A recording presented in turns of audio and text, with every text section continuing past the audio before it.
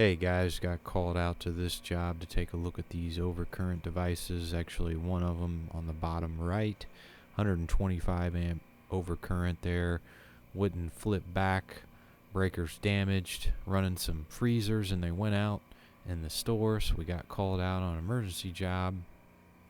There's the new breaker, just got delivered. I actually sat around for like an hour waiting on that one to be delivered. Just got it in. Brand new one. Take some of the parts there to prep it and get it ready to take the old one out and reinstall the new. Yes, it was very loud in there. Everything's running, refrigerant motors and everything like that running in the room. I'm trying to keep that volume down so you guys can hear me here. But yeah, so we were just sticking the screwdriver in through the portholes there where you can unlatch the screws, remove the screws to remove the breaker, and I had to do this live because I didn't want to shut anything else down. Don't suggest anybody ever trying that unless you're licensed, experienced obviously in this. This was a 277, 480 volt. So a little bit dangerous, but this is the kind of stuff we do. So, but yeah, you have to remove these screws. These type of breakers are mounted in with screws, and you have to get in there and get those out. So we were able to get it all attached. It was a little bit difficult because of the amp probe testers that they put on the breaker wires. So I had to get in there. Took a little bit to get some of those off and out of the way, and then we were able to get stuff detached and get the new one in there. So there we go. Went back in to check these freezers. They had some of it blocked off. It even removed a bunch of the items in the freezer because they had gotten so warm actually. But I believe the temperature on those, I couldn't totally read it. I think it got somewhere up around like 50 degrees until I just got them back on. And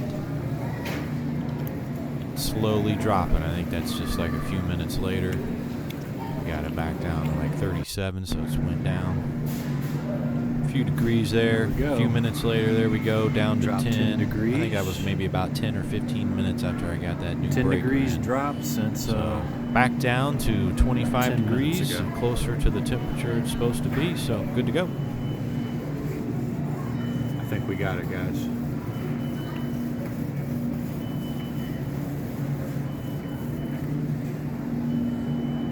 Got an emergency call today. Went out, gave that a look.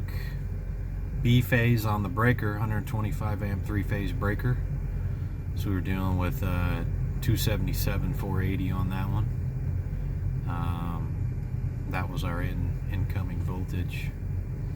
But yeah, the B phase on the breaker was out.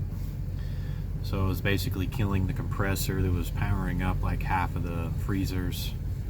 And you know, temperature was slowly dropping, so they were having to move out all of the food, move it into a truck. So we got out there on that emergency call real quick, and luckily the Walmart, it's Saturday, so you know, electrical supply houses maybe would have had that breaker. That's a 3-phase Eaton specialty breaker there, as you'll see in the video, but you can't just pick one of those up at the Lowe's. They have to be ordered, or go pick that up at the electrical supply house. Will sometimes carry an item like that. So just not going to be able to get an item like that, but luckily one of the Walmarts up north a couple hours from here ended up having one, and they delivered it down while I was on site and got it replaced for them. Everything powered back up and going, guys. So that's what you can expect to do as an electrician. I've been in for 20 years now, but for me, that's the easy work. A little bit dangerous, but easy. You know, but yeah, guys, making good money on this emergency call because they got to have somebody. They got to have somebody that's skilled, knowledgeable.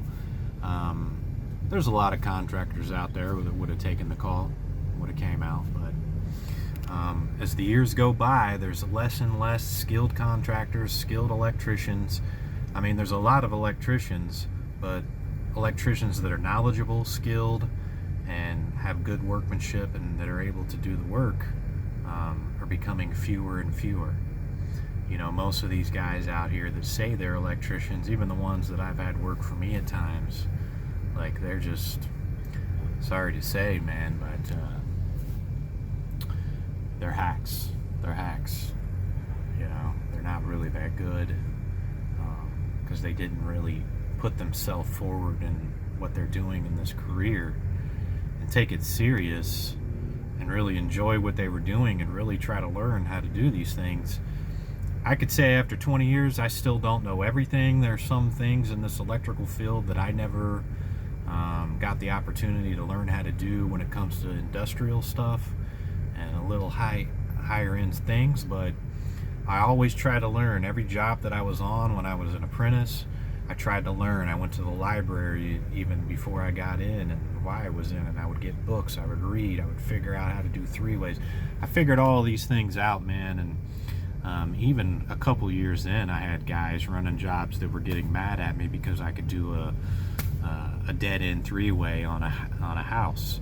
You know, just doing house rough-ends, and I'd do like a dead-end three-way to try to save wire, and I'd have the guys running the job screaming at me for doing that, and I couldn't figure out why. And then I finally realized that this guy didn't know what I'm doing, and you know, I know he's mad because I know more than he does. And yeah, so, but that's where you want to be. It's not bad to be at a place where you got other guys mad at you like that, which they really shouldn't be. They if they're smart, they would try to use that to their advantage, really. But that's just how some people are. But it's better to have the knowledge. Don't let anybody talk you down. Don't let anybody talk you out of it, guys. That you know too much or you're doing too much. The more knowledge that you have, the further you're going to go, the more money you can make in this career as an electrician. And just the electrical field, even with the knowledge that you learn as an electrician, you don't have to stay working in the field as an electrician. There's a lot of other options and jobs and opportunities you can get into with this knowledge as well if you want to take other routes. So anyways, guys,